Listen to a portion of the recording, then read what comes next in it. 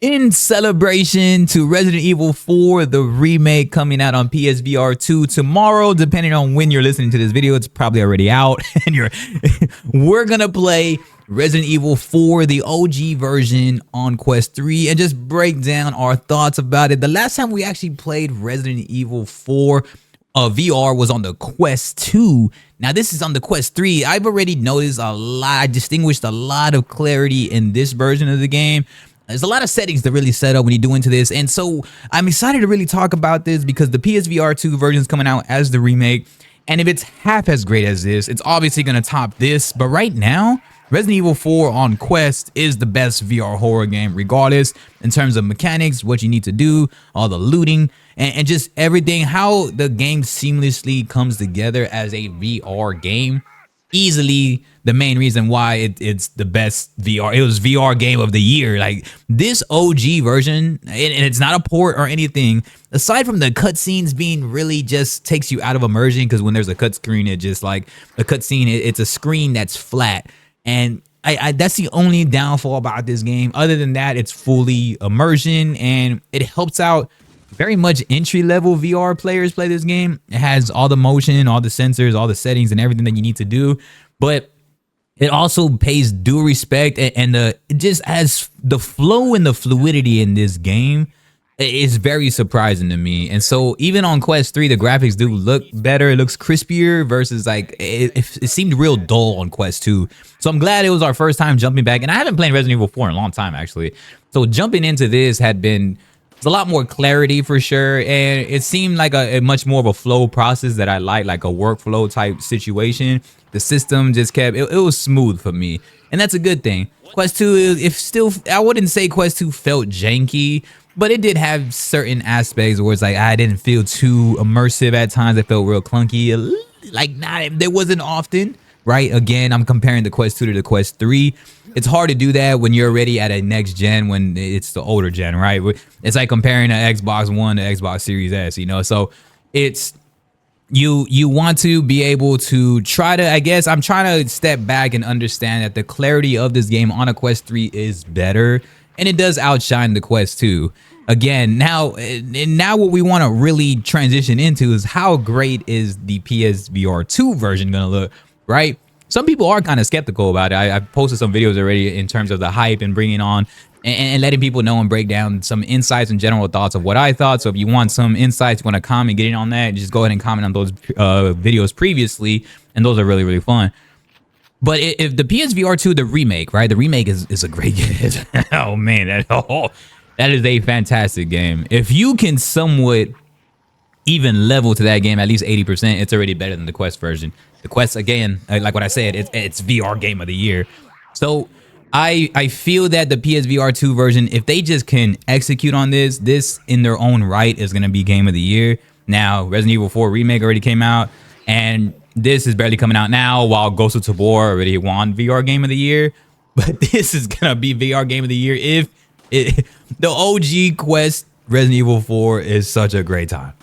Literally, like, it is such a great time. I couldn't stop wondering, especially the first scene, right? The first scene, it is wild in VR. The first scene is wild when you play flat screen gaming. And the first scene, spoiler alert, if you haven't played like the actual, any Resident Evil 4 aspect, the classic, the remake, or if it's your first time in VR, on screen is kind of going to be a spoiler alert what you're watching. But this is just the beginning anyway, though. You got a full game ahead of you. I'm going to tell you, you got a full game ahead of you if you haven't played this game. But if it does perform, because you never know how they could execute. So I'm hoping tomorrow being the release that it is a flawless, damn near flawless release day update. It's a free update. So if you already have it, then you get a free update. If it is damn near like 90% of what it is on PS5, it's going to be wild to see that in VR. Now, again, PSVR 2 is getting their own exclusivity on this, so that's a huge thing also.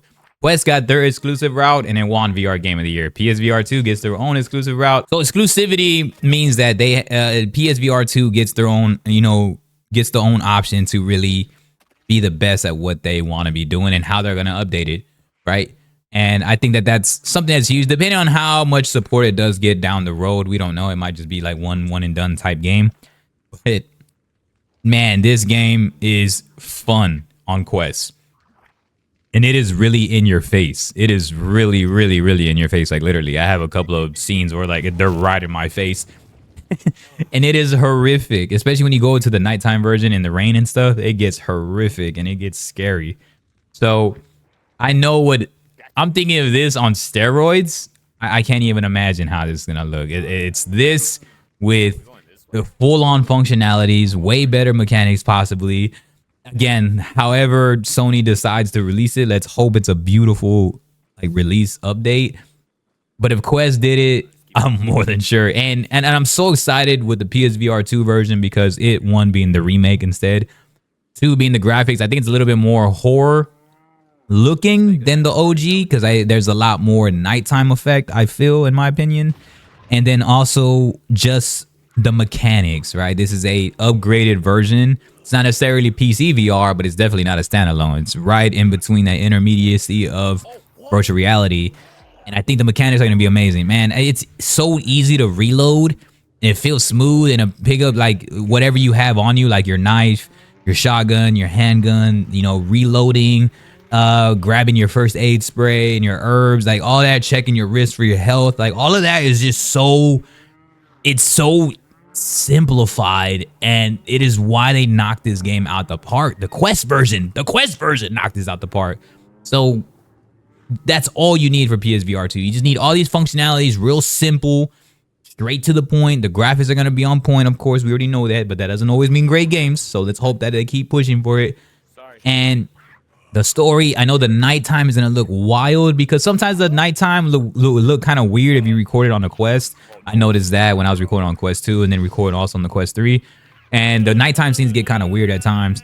But if the PSVR 2 can really capture that, not really lose frames, nothing really happened to it, nothing going down, especially while you have a headset on, you don't want to get a headache or anything. Man, there is just so much on the execution of what they can do with this game.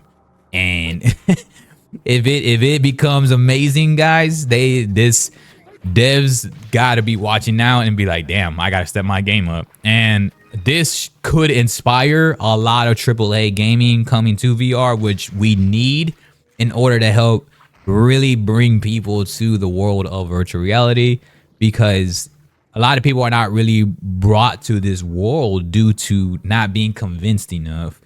And we just had an Assassin's Creed launch. Not too convincing. I haven't heard about Assassin's Creed since. Assassin's Creed was great, right? It's great for what it was. It has all the parkour, has everything. I didn't hear a peep of like, all I heard was more of the VR audience. I think Resident Evil 4, the PSVR 2 version, has more of a mainstream capability to bring other audiences like, oh dang, like I'm down to try that out. Even if it's a one and done deal, like maybe other creators, influencers, or other people that don't really game as much anymore, it could be intriguing to them if it actually capitalizes the right way. Because at the end of the day, VR is an extension of, you know, virtual reality. It's an extension of whatever you want. And Resident Evil 4 is treating it that way. Therefore, if they execute it at the highest rate possible, it's great. It's gonna be like visiting like an arcade or something, right? You put it on, especially if you want to show your family this stuff. Like, if they execute it the right way, this will be a fun game to show off.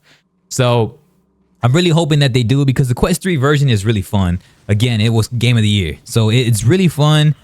Everything's simplified. It's for beginners all the way to advanced. Like, all the scenes are great, aside from the cutscenes being kind of flat at times, so it takes you out of immersion. So everything of it's completely VR and PSVR 2.